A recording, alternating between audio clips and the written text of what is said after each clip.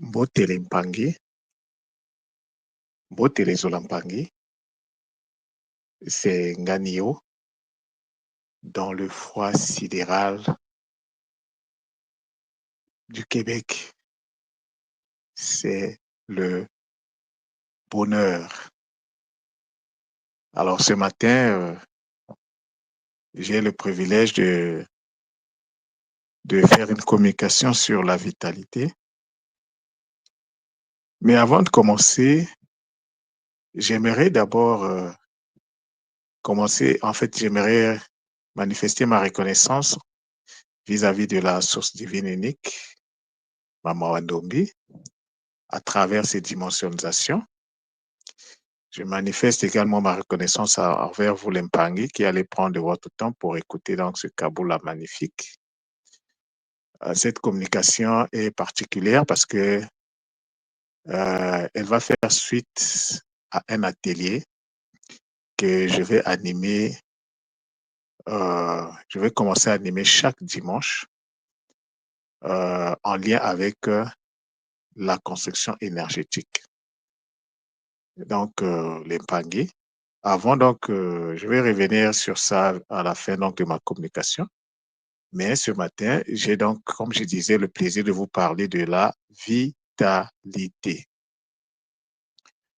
Alors, la vitalité, c'est la capacité, en fait, c'est une capacité, c'est une qualité qui renvoie à quelque chose qui est en mouvement, qui est en vie, qui est en activité. Et donc, ce que nous devons comprendre, c'est que la vitalité dépend essentiellement de l'énergie. Lorsqu'on parle vitalité, on fait référence à l'énergie. Comme j'ai l'habitude de vous le dire, tout moi le dit, les Mpangi à l'école le disent, tout est question d'énergie, tout est énergie, nous sommes nous-mêmes énergie, tout ce que vous voyez comme matière, c'est juste de l'énergie concentrée. Mais cette énergie qui est devenue matière à la fin d'un long processus de consolidation énergétique. C'est-à-dire que la pierre que vous voyez, c'est l'énergie cristallisée. Mais cela s'est fait après plusieurs processus qui se sont mis en place. Et à la fin, nous avons donc ce qu'on appelle les tadis ou bien les minéraux. Alors donc, ce que nous devons comprendre par là, c'est que l'énergie, c'est une question de construction. L'énergie doit se construire. Alors, la construction énergétique, c'est-à-dire que nous pour pouvoir exister, vous savez que c'est le mot pour dire exister en Kikongo, c'est le mot ba, le verbe ba. Ba, c'est renvoie donc à l'existence. Mais lorsque nous prenons ce mot, qu'est-ce que nous voyons? Nous avons le B, qui est l'outil, et nous avons le A, qui est l'énergie. Alors, qu'est-ce que le B fait avec le A? Le B fait la consolidation. C'est-à-dire que comment je peux expliquer la consolidation? C'est une accumulation pressée. Donc, le B ici fait une accumulation pressée de l'énergie qui est A.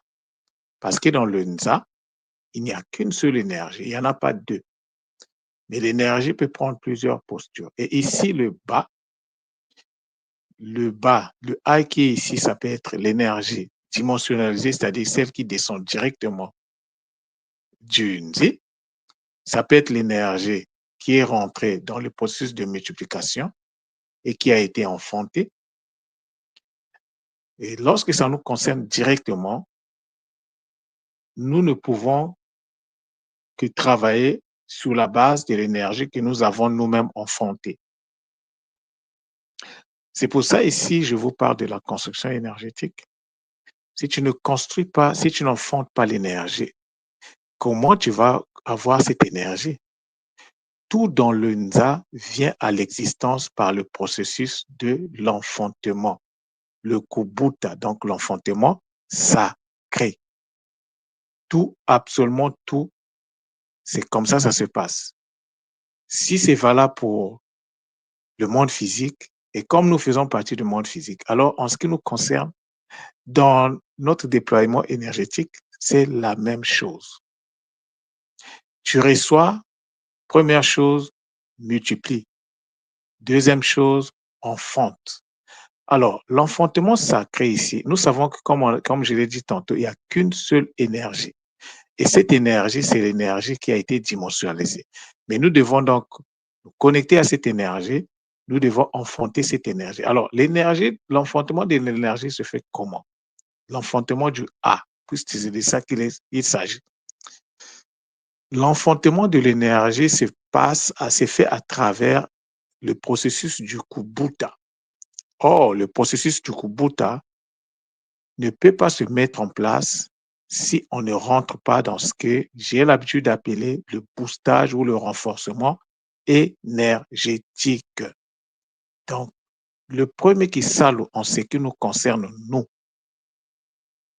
consiste à faire un travail sur l'énergie primordiale, le A, qui doit donc être donc il faut donc que l'énergie en question passe par trois processus. Le premier processus, c'est la construction interne. Le deuxième processus, c'est l'extériorisation. Et le troisième processus, c'est la mise en feu.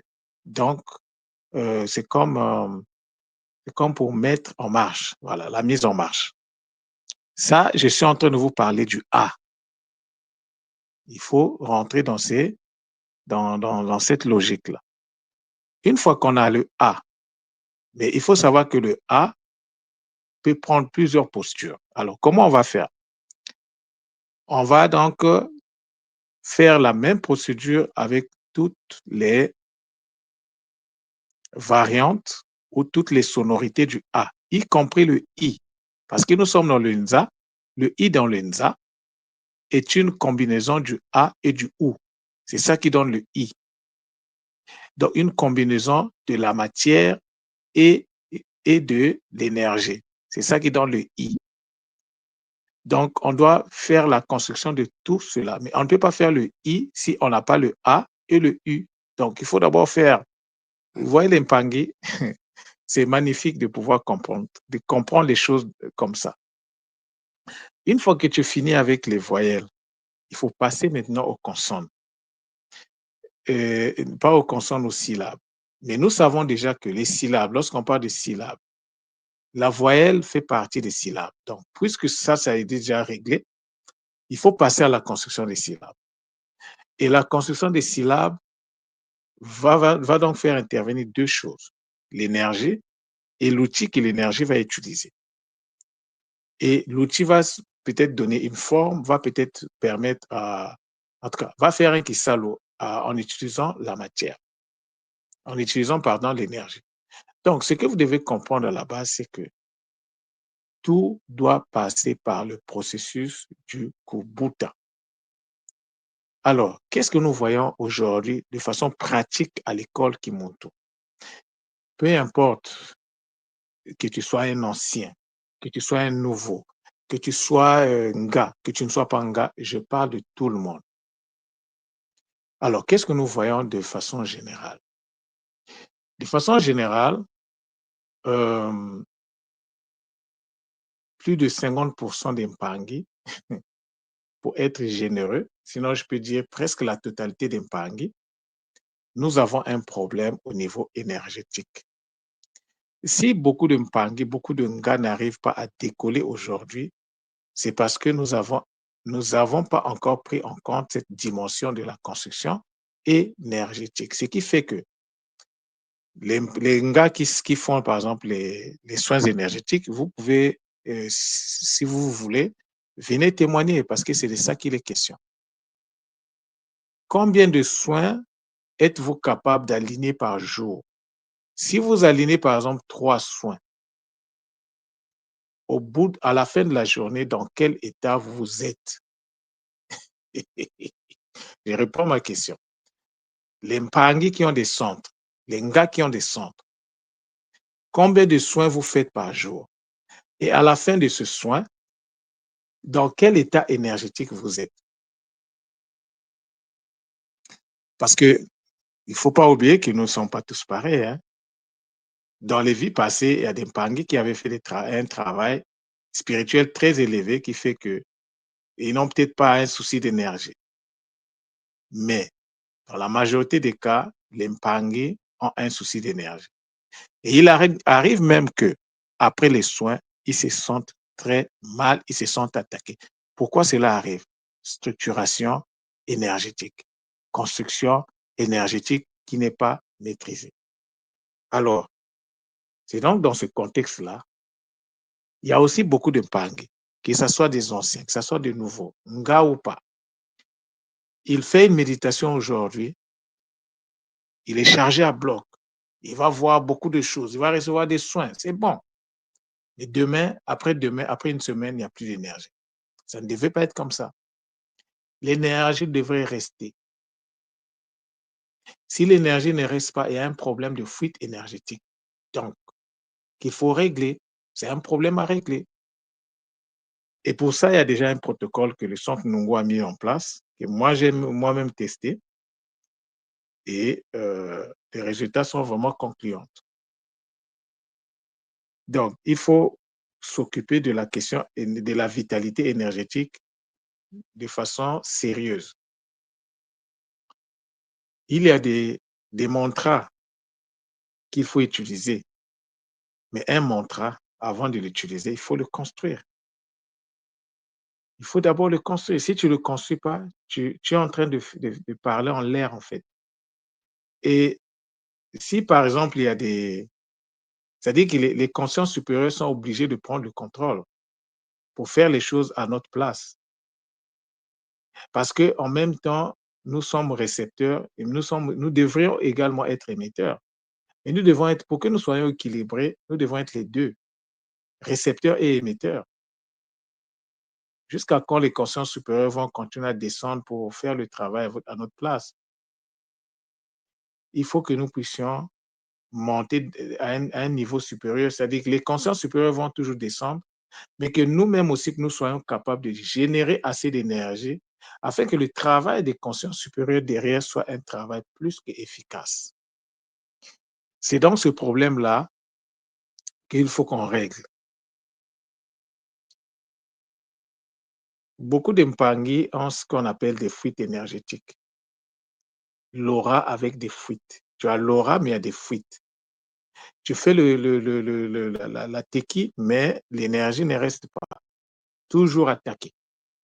L'attaque est un indice pour dire que tu as un problème de fuite ou de fissure énergétique. Alors, tant qu'il y aura des fissures, les consciences de base astrale vont continuer à avoir accès en toi.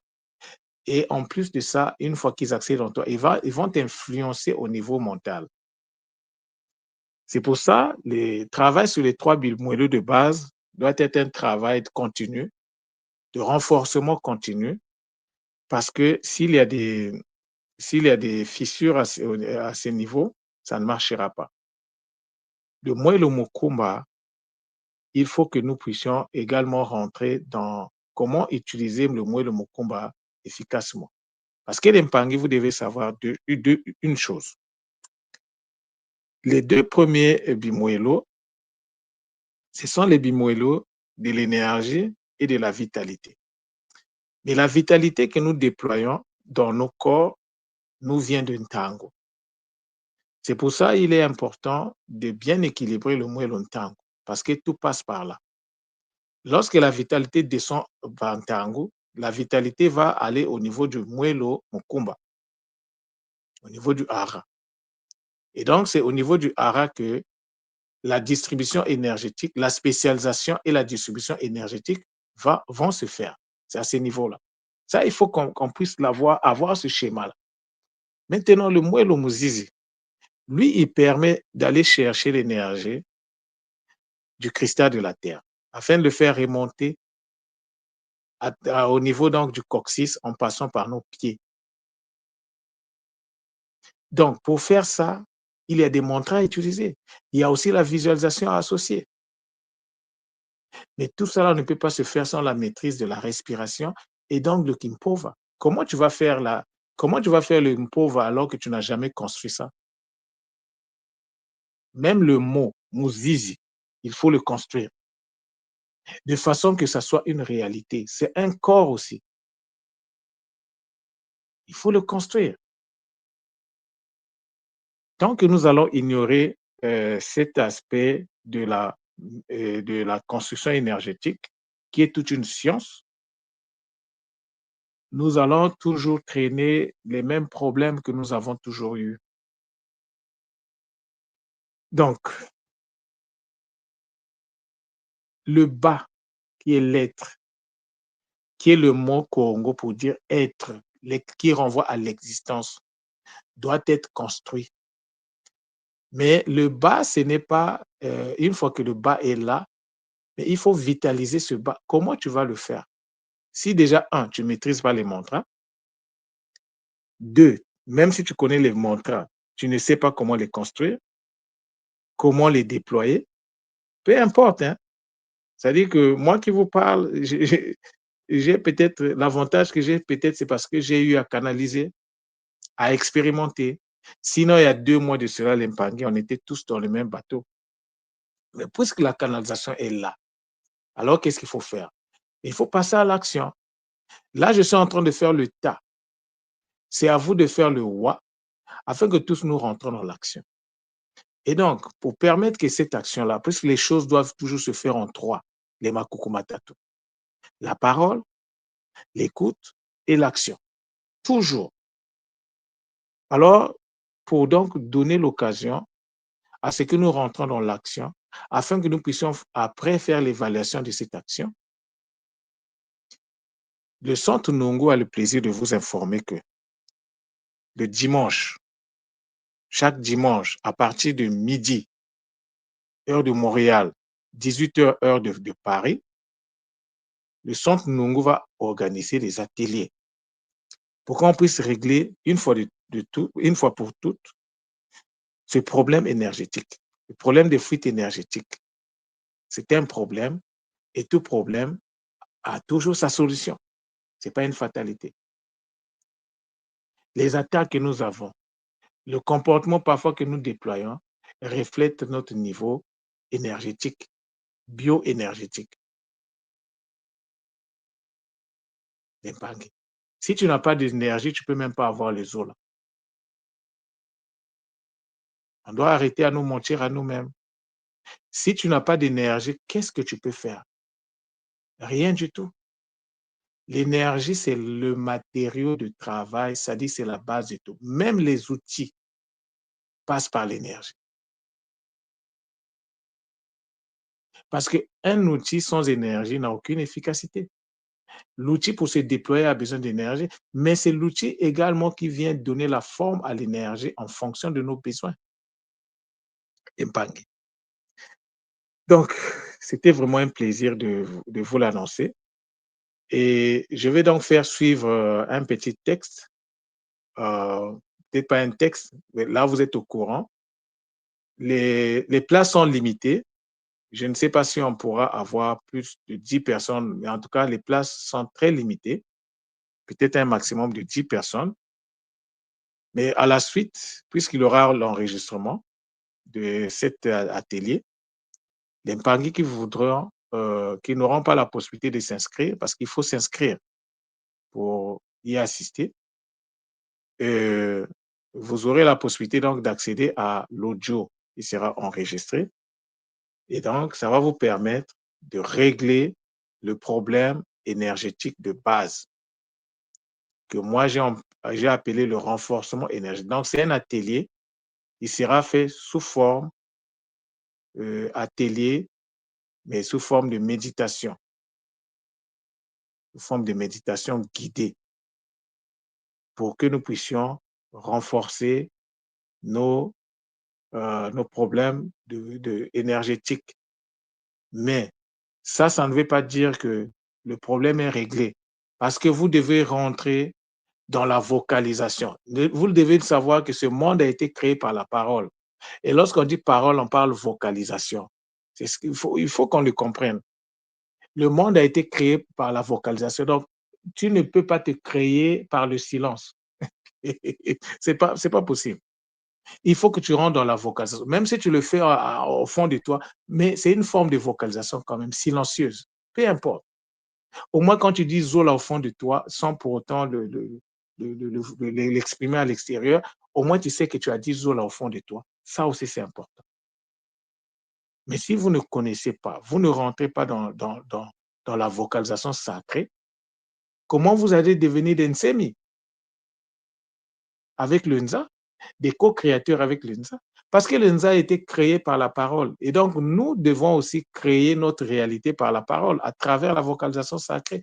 Et pour ça, il y a des lois liées à la respiration, des lois liées à beaucoup de choses, à la structuration et même à l'assemblage. Parce que c'est que tu as structuré, il faut assembler.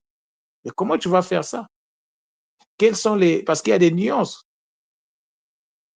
C'est pour ça j'ai mis en place donc ce que j'appelle le boostage énergétique.